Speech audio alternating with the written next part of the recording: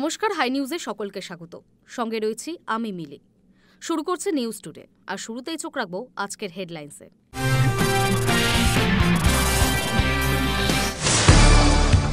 Social মিডিয়ার উপর থেকে নিষেধাজ্ঞা প্রত্যাহার করা হলেও হিংসার আগুন নিভছে না নেপালে।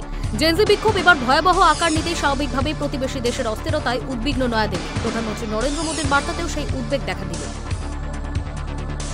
এখনও চলছে প্রতিবেশী এভারেস্টের দেশ। হিংসায় সে দেশে এখনও 22 জনের মৃত্যু হয়েছে।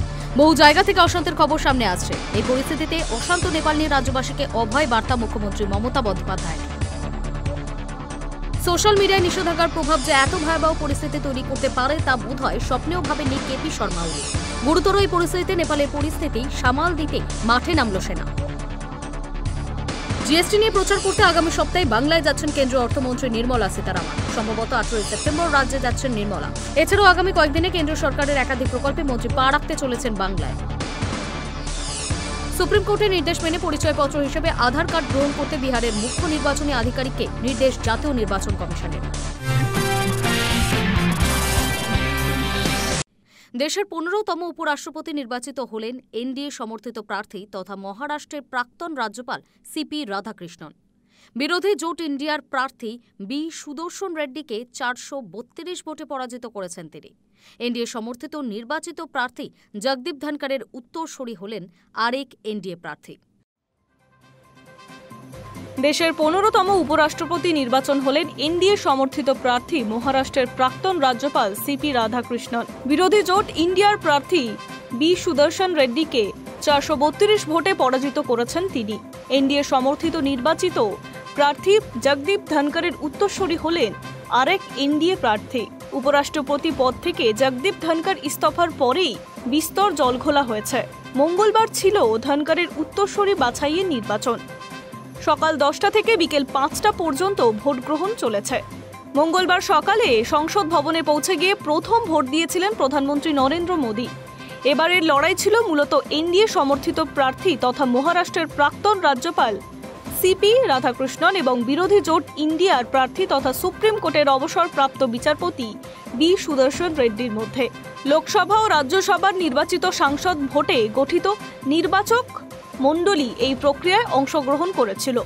মোট 781 জনের সাংসদের মধ্যে আসন শূন্য থাকায় ভোটদাতাদের সংখ্যা দাঁড়িয়েছে 770। ফলে জয় নিশ্চিত করতে একজন প্রার্থীকে কমপক্ষে 386টি ভোট পেতে হতো। সেখানে এনডিএ প্রার্থী 452টি ভোট পেয়েছে। উপরাষ্ট্রপতি নির্বাচনে ভোট হয়েছে একক হস্তান্তরযোগ্য পদ্ধতিতে। সাংসদরা ব্যালট পেপারে প্রথম ও দ্বিতীয় পছন্দের প্রার্থীর নাম চিহ্নিত করেছেন। যে প্রার্থী সর্বাধিক প্রথম পছন্দের ভোট পাবেন তাকে জয়ী ঘোষণা করা হবে।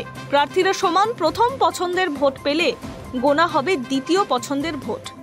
এর মধ্যেই নজর ছিল সম্ভাব্য ক্রস ভোটিংয়ের দিকে। প্রসঙ্গত, গত জুলাই মাসে অসুস্থতার কারণে পদ ছাড়েন উপরাষ্ট্রপতি জগদীপ ধনকর। তাঁর স্থলাভিষিক্ত হবেন এই নির্বাচনের জয়ী প্রার্থী, যিনি আগামী 5 বছরের জন্য দেশের উপরাষ্ট্রপতি হিসেবে দায়িত্ব নেবেন। আর এবার উপরাষ্ট্রপতি নির্বাচন হলেন CP Radhakrishnan. Hi news Network. 14তম উপরাষ্ট্রপতি নির্বাচনে প্রত্যাশা ছাপিয়ে বিপুল ভোটে জয়ী হয়েছেন এনডিএ প্রার্থী সিপি রাধাকৃষ্ণন। তিনি হতে চলেছেন দেশের পরবর্তী উপরাষ্ট্রপতি। তাকেই অভিনন্দন জানালেন প্রাক্তন উপরাষ্ট্রপতি জগদীপ ধনকর। প্রসঙ্গত, গত জুলাইয়ে ইস্তফা দেওয়ার পর এই প্রথম প্রকাশ্যে বিবৃতি দিলেন তিনি। 14তম উপরাষ্ট্রপতি নির্বাচনে প্রত্যাশা ছাপিয়ে বিপুল ভোটে জয়ী হয়েছেন এনডিএ প্রার্থী সিপি রাধাকৃষ্ণন। তিনি হতে চলেছেন দেশের পরবর্তী উপরাষ্ট্রপতি। তাকে অভিনন্দন জানালেন প্রাক্তন উপরাষ্ট্রপতি জগদীপ ধনকর। প্রসঙ্গত, গত জুলাইয়ে ইস্তফা দেওয়ার পর এই প্রথম প্রকাশ্যে বিবৃতি দিলেন তিনি। ধনকর তার চিঠিতে লিখেছেন, দেশের উপরাষ্ট্রপতি হিসেবে নির্বাচিত হওয়ার জন্য আন্তরিক অভিনন্দন আপনাকে। সেই সঙ্গেই তিনি আশা প্রকাশ করলেন, নতুন উপরাষ্ট্রপতির আমলে অবশ্যই আরও বেশি শ্রদ্ধা ও গৌরব অর্জন করবে এই দফতর। প্রসঙ্গত, রাধাকৃষ্ণন পেয়েছেন 452টি ভোট। বিরোধী প্রার্থী সুদর্শন রেড্ডি পান মাত্র 300 ভোট। অন্তত 15টি ভোট বাতিল হয়েছে বলে খবর। উপরাষ্ট্রপতি নির্বাচনে এনডিএর জয় নিয়ে কোনো সংশয় ছিল না। খাতায় কলমে শাসক জোট এনডিএর পক্ষে ছিল 425টি ভোট। জোট সঙ্গীদের পাশাপাশি অতিরিক্ত ওয়াইএসআর কংগ্রেসের সমর্থন পেয়েছে এনডিএ শিবির। কয়েকজন নির্দল সাংসদও এনডিএকে সমর্থনের কথা ঘোষণা করেন। সব মিলিয়ে এনডিএর মূল চ্যালেঞ্জ ছিল আগের বারের ব্যবধানের অন্তত কাছাকাছি যাওয়া। 2022 সালে এনডিএর প্রার্থী ধনকার বিরোধীদের প্রার্থী মার্গারেট আলভাকে 346 ভোটে পরাজিত করেছিলেন। এবার সেই ব্যবধান কমে দাঁড়ালো 152 ভোট। উল্লেখ্য, গত 21 জুলাই রাতে আচমকাই উপরাষ্ট্রপতির পদ থেকে ইস্তফা দেন জগদীপ ধনকার। রাষ্ট্রপতি দ্রৌপদী মুর্মুকে লেখা চিঠিতে তিনি জানিয়েছিলেন, চিকিৎসকদের পরামর্শ মতো এবং শারীরিক পরিস্থিতির কথা মাথায় রেখে সংবিধানের 67 ক অনুচ্ছেদ অনুযায়ী দেশের উপরাষ্ট্রপতির পদ থেকে ইস্তফা দিচ্ছেন তিনি। পাশাপাশি তাকে সমর্থন এবং তার সঙ্গে সুসম্পর্ক বজায় রাখার জন্য রাষ্ট্রপতিকে ধন্যবাদও জানিয়েছিলেন তিনি। High news network.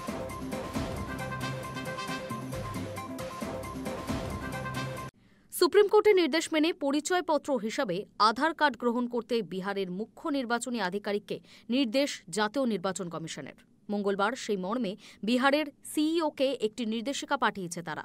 তাতে জানানো হয়েছে, ভোটার তালিকায় বিশেষ নিবিড় সমীক্ষার ক্ষেত্রে দ্বাদশতম নথি হিসেবে গণ্য করতে হবে আধারকে। সুপ্রিম কোর্টের নির্দেশ মেনে পরিচয়পত্র হিসেবে আধার কার্ড গ্রহণ করতে বিহারের মুখ্য নির্বাচনী আধিকারিককে নির্দেশ জাতীয় নির্বাচন কমিশনের। মঙ্গলবার সেই মর্মে বিহারের সিইওকে একটি নির্দেশিকা পাঠিয়েছে তারা।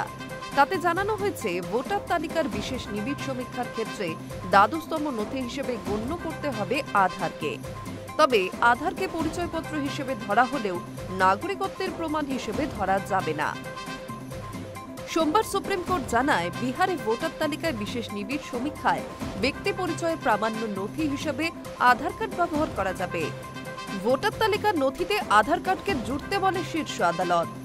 বিচারপতি সূর্যকান্ত এবং বিচারপতি জয়মাল্য বাগচির বেঞ্চ ভোটার তালিকার বিশেষ নিবিড় সমীক্ষা সংক্রান্ত মামলায় এর আগে জানিয়েছিল, ভোটার তালিকায় নাম তোলার জন্য অন্য নথির সঙ্গে আধার কার্ডও পরিচয়পত্র হিসেবে গণ্য করা হতে পারে। তবে এতদিন এই ব্যাপারে কোনো নির্দেশ দেয়নি সুপ্রিম কোর্ট। সোমবার বিষয়টি স্পষ্ট করে দেয় শীর্ষ আদালত। নির্বাচন কমিশনকে সুপ্রিম কোর্ট বলে, পরিচয়পত্রে প্রামাণ্য নথি হিসেবে আধার কার্ড ব্যবহার করতে পারবেন ভোটাররা। আধারকে প্রামাণ্য নথি হিসেবে যুক্ত করতে হবে।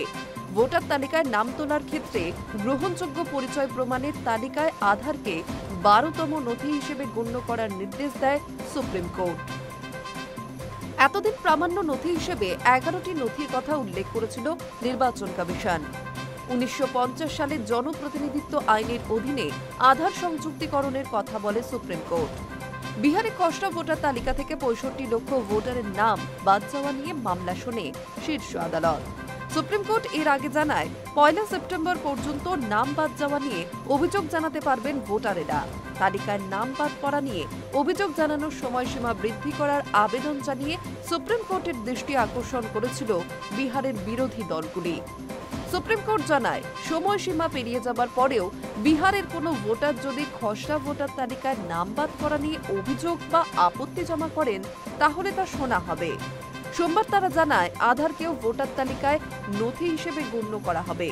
সেই মতো বিহারের সিইওকে নির্দেশ দিল কমিশন। Hi news network.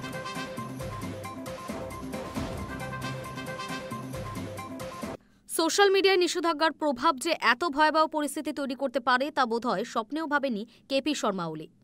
জেনজি বিক্ষোভে সরকার পতন তো বটেই, হিংসায় এখনও পুড়ছে এভারেস্টের দেশ। গুরুতর এই পরিস্থিতিতে নেপালের পরিস্থিতি সামাল দিতে মাঠে নামল সেনা।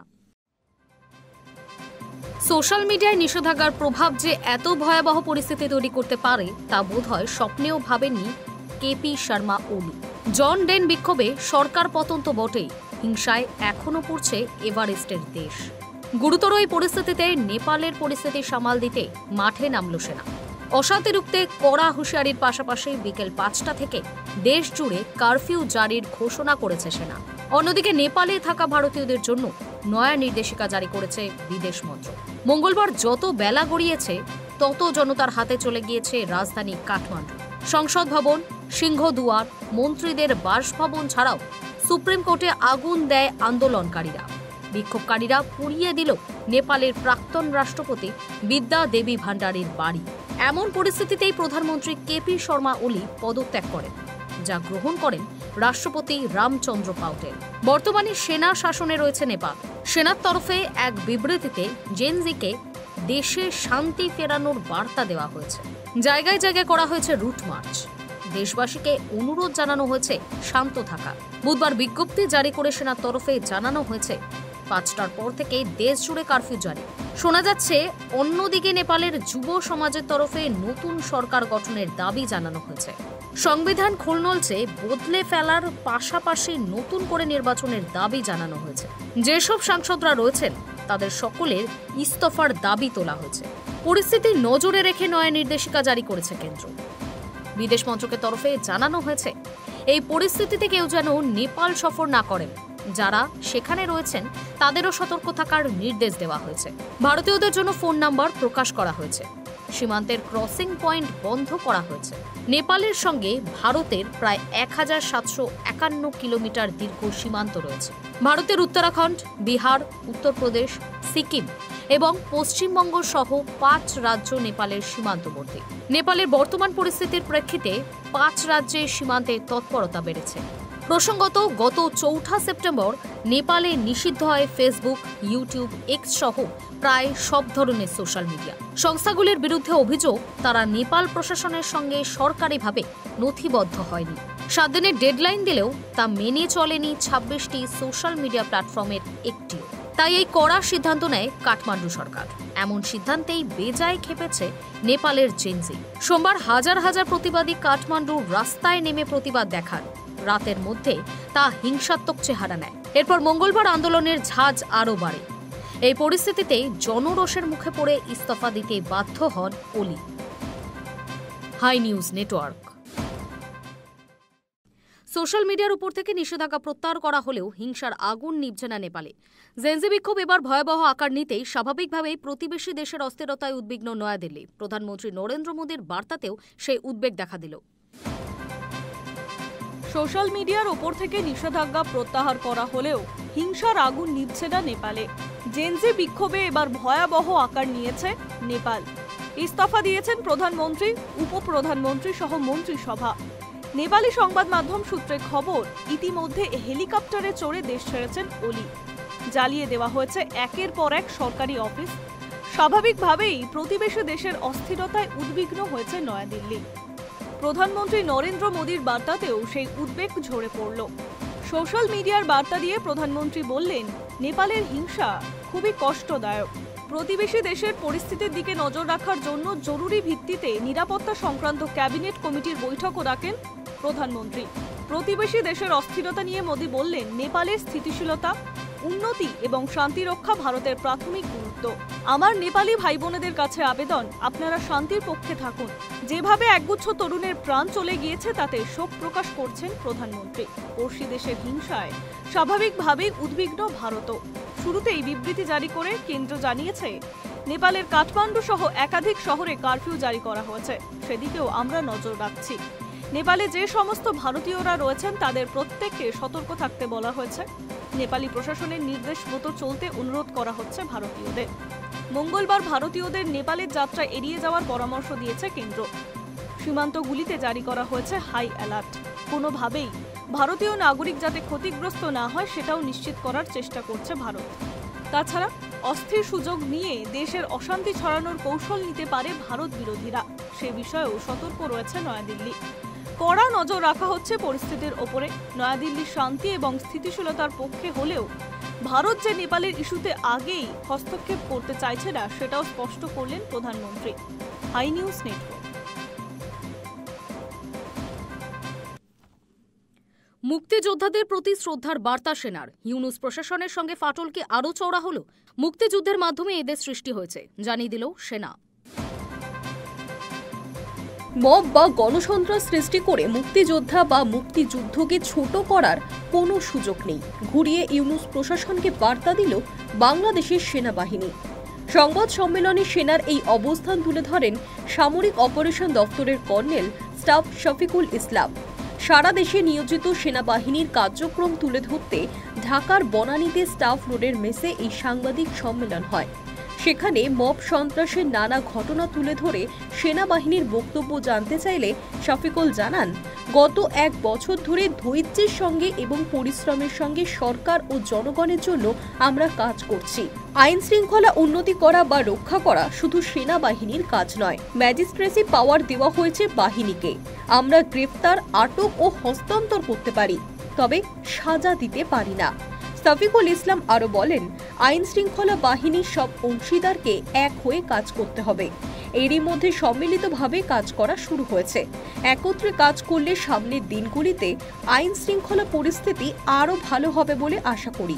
মুক্তিযোদ্ধাদের উপর হামলা প্রসঙ্গে তিনি বলেন, মুক্তিযুদ্ধের মাধ্যমেই এদেশের সৃষ্টি হয়েছে। আমরা মুক্তিযোদ্ধাদের সম্মান করি, শ্রদ্ধা করি অন্তরের অন্তরস্থল থেকে। এ ধরনের শ্রদ্ধা সম্মান আগেও যেমন করেছি, এখনো করি, ভবিষ্যতেও করব। তিনি আরো বলেন, কোনো মব বা কোনো কিছু দিয়ে মুক্তিযোদ্ধা বা মুক্তিযুদ্ধকে ছোট করার সুযোগ নেই।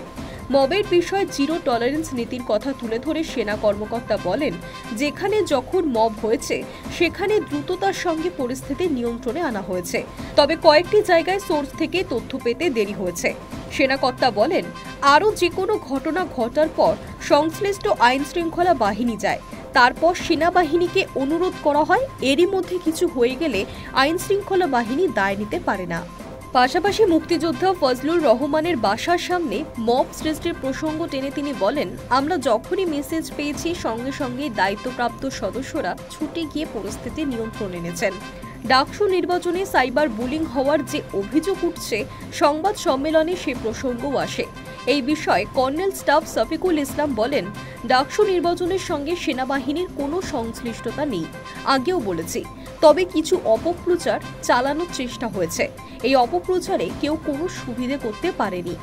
ডাকসু নির্বাচনের মাধ্যমে একটি সুস্থ পরিবেশে গণতান্ত্রিক চর্চা হবে, এটাই চাওয়া বলে মন্তব্য করেন সেনা কর্মকর্তা। জাতীয় নির্বাচনের প্রসঙ্গে এক প্রশ্নের জবাবে তিনি বলেন, আমরা কোনো আনুষ্ঠানিক নির্দেশনা পাইনি, তবে নির্বাচন কমিশন থেকে যে দায়িত্ব দেওয়া হবে সেই অনুযায়ী পেশাদারিত্বের সঙ্গে দায়িত্ব পালন করব। অস্ত্র উদ্ধারের অভিযান প্রসঙ্গে তিনি বলেন, হারানো অস্ত্র উদ্ধার করা হয়েছে 80%, যত দ্রুত সম্ভব বাকি অস্ত্র উদ্ধারের চেষ্টা চলছে বলেও জানান তিনি। সংবাদ সম্মেলনের পর আনুষ্ঠানিকভাবে নানা বিষয়ে কথা বলেন সামরিক অপারেশন পরিদপ্তরের নতুন দায়িত্বপ্রাপ্ত brigadier general Mohammad Majnur Hossain. Hi news Network. আসন্ন মৌসুমের জন্য স্থানীয় ক্রিকেটে নতুন করে দল গড়ল মোহনবাগান। সবুজ মেরুন ক্লাবের তরফ থেকে একটি প্রেস বিজ্ঞপ্তিতে বলা হয়, মোহনবাগানের আসন্ন মৌসুমের জন্য ক্রিকেট দল ঘোষণা করতে পেরে গর্বিত। ভারতীয় ক্রিকেটে তার সমৃদ্ধ ঐতিহ্য বজায় রাখতে ক্লাবটি এই শক্তিশালী দল গঠন করেছে। আসন্ন মৌসুমের জন্য স্থানীয় ক্রিকেটে নতুন করে দল গড়ল মোহনবাগান। সবুজ মেরুন ক্লাবের তরফে একটি প্রেস বিজ্ঞপ্তিতে বলা হয়েছে, মোহনবাগান আসন্ন মৌসুমের জন্য ক্রিকেট দল ঘোষণা করতে পেরে গর্বিত। ভারতীয় ক্রিকেটে তার সমৃদ্ধ ঐতিহ্য বজায় রাখতে ক্লাবটি একটি শক্তিশালী দল গঠন করেছে। এবছর দলে নেওয়া হয়েছে অভিমন্যু ঈশ্বরন, অনুষ্টুপ মজুমদার, সাকির হাবিব গান্ধী, অরিন্দম ঘোষ, অভিষেক রামন, বিবেক সিং, আমির গনি, কাইফ আহমেদ, প্রদীপ প্রামাণিকের মতো ক্রিকেটাররা। এছাড়াও আছেন রাজকুমার পাল, জেসাল কারিয়া, প্রীণান দত্ত, রবি কুমারের মতো স্থানীয় ক্রিকেটারের চেনামুখ। গত বছরের দল থেকে পেসার ঈশান পোরেল ছাড়া তেমন কোনো ক্রিকেটারকে ধরে রাখেননি সবুজ মেরুন শিবির। কোচ হয়েছেন সঞ্জীব গোয়েল। বুধবার সিবিএতে সেই পর্বে সারবে মোহনবাগান। বুধবার সেই পর্ব সারতে মোহামেডানও। গত বছর দলে থাকা সুদীপ্ত চট্টোপাধ্যায়, নীলকান্ত দাস, বি অমিত, ঋত্বিক চট্টোপাধ্যায়, গীতিময় বসুরাও এবারে খেলবেন সাদা কালো জার্সিতে। অন্যদিকে এবছর বর্ষিয়া স্পোর্টিং থেকে গেলেন অভিষেক পোরেল, করণ লাল, সুমন্ত গুপ্তরা। জয়জিৎ বসুও সই করলেন কালীঘাটে। মোহনবাগান স্কোয়াডে রয়েছে Abhimanyu Easwaran, Anustup Majumdar, Shakir Habib Gandhi, Arindam Ghosh, Abhishek Raman, Vivek Singh, Pradipta Pramanik, Aamir Gani, Rajkumar Pal, Kaif Ahmed, Ishan Porel, Ravi Kumar, Deepak Kumar, Pradipta Kumar, Jesal Karia, Chirag Gandhi, Praneen Dutta, Tuhin Banerjee, Kuntal Mukhopadhyay. Hi news network.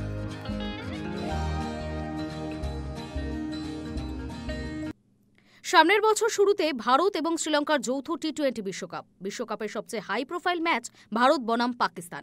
কিন্তু সেটা কোনোভাবেই ভারতে হচ্ছে না। ভারত পাক ক্রিকেটীয় যুদ্ধ হবে নিরপেক্ষ কেন্দ্রে। সেই কেন্দ্র মোটামুটি ঠিক হয়ে গিয়েছে। সামনের বছর শুরুতে ভারত শ্রীলঙ্কা যৌথভাবে টি-20 বিশ্বকাপ খেলবে। স্বাভাবিকভাবেই আলোচনা চলছে কোন কেন্দ্রে কোন ম্যাচ পাবে। বিশ্বকাপের সবচেয়ে হাই প্রোফাইল ম্যাচ ভারত বনাম পাকিস্তান, কিন্তু সেটা কোনোভাবেই ভারতে হচ্ছে না। ভারত পাক ক্রিকেটীয় যুদ্ধ হবে নিরপেক্ষ কেন্দ্র। সেই কেন্দ্রে মোটামুটি ঠিক করা হয়ে গিয়েছে, সেটা হবে কলম্বোতে। আপাতত যা খবর, বিশ্বকাপ শুরু হয়ে গিয়েছে 7ই ফেব্রুয়ারি। বিশ্বকাপের ফাইনাল হবে আহমেদাবাদে। 2 বছর আগে ওয়ানডে বিশ্বকাপের ফাইনালও পেয়েছিল আহমেদাবাদ। ইডেনে একটা সেমিফাইনাল হয়েছিল, তবে রোহিত শর্মা সেমিফাইনাল খেলেছিল ওয়াংখাড়েতে। এবারও ইডেনে একটা সেমিফাইনাল পাবে। এখনো পর্যন্ত যা গতি প্রকৃতি, তাতে ভারত সেমিতে উঠলে সেই ম্যাচ দেওয়া হতে পারে ইডেনে।